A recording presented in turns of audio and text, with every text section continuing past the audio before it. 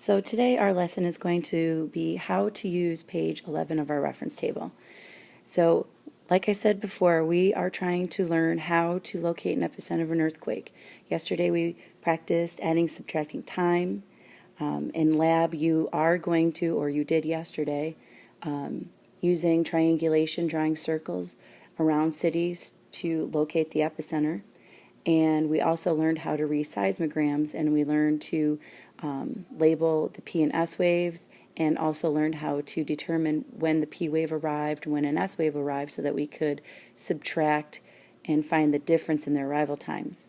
So all of those things are all important skills, but using your reference table, page 11, is our last little piece to this whole puzzle.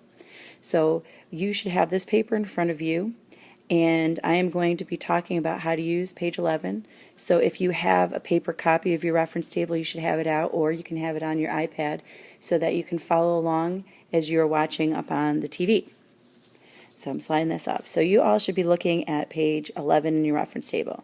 And this is a graph that's called the earthquake P wave and S wave travel time graph. And so just like any other graphing skills that you have, you're going to read it just like you normally would. But now we understand what epicenter is. Remember, that's the point on the surface directly above the focus of an earthquake. And this is telling us our distance from that epicenter. Now, one of the things that I wanted to talk to you about is, if you look at this, you'll notice in parentheses it says times 10 to the third. So instead of saying 1 kilometer, this is actually representing 1,000. This is 2,000, 3,000, 4,000, 5,000, and so on all the way across the bottom. And so if you wanted to go even further, what is each of these boxes worth? So if this is worth 1,000, and there's 5 little boxes, 1, 2, 3, 4, 5, you divide by 5, that means each little box is worth 200. So this is 200 kilometers, 400 kilometers, 600, 800, 1,000, and then 1,200, and so on all the way across. So that's the first thing I want to show you about this graph that you might need to know for later. And then the other part is travel time. Travel time is telling us how long it takes the P and the S wave to go this distance. And so that's the first words that one of the first words you want to keep straight: travel time. How long it took that P wave or S wave to travel. And it's in minutes. And so we know in 1 minute there's 60 seconds. So if you take your 60 seconds and divide it by 1, 2, 3 boxes, each little box is worth 20 seconds. So 20 seconds, 40 seconds, 1 minute. 1 minute 20, 1 minute 40, 2 minutes. And that's how you'll read that all the way up. So those are two things that you're going to need to know in order to move forward with our lesson.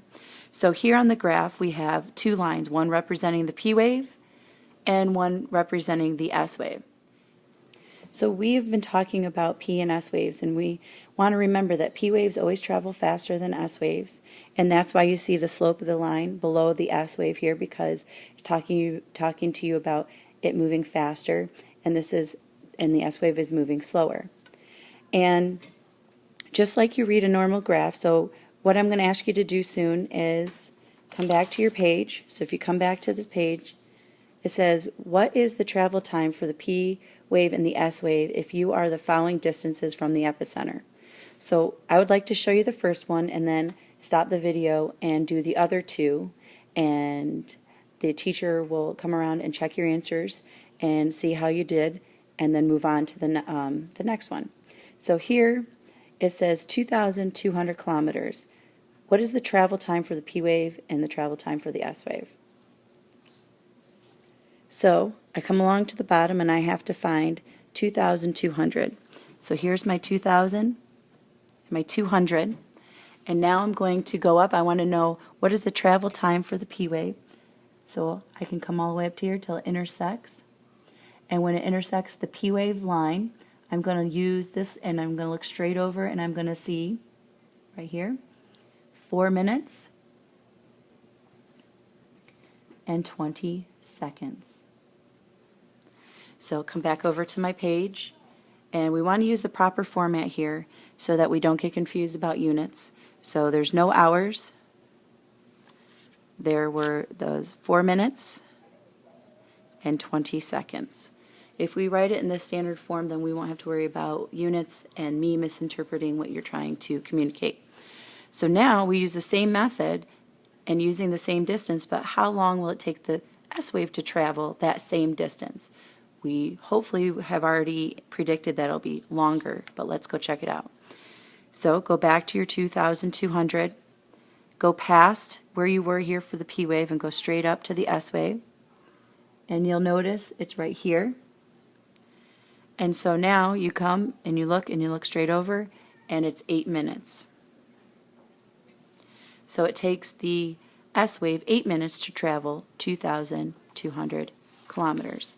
Come back over here, so in our standard form here that we're going to use, 8 minutes. So these are the travel times, how long it takes those P and S waves to travel this distance. So stop the video, and on your paper I would like you to determine the P and S wave travel times for 4,600 and 5,800. And have your answers checked, and then we'll be moving on to the next phase or next question, number 2.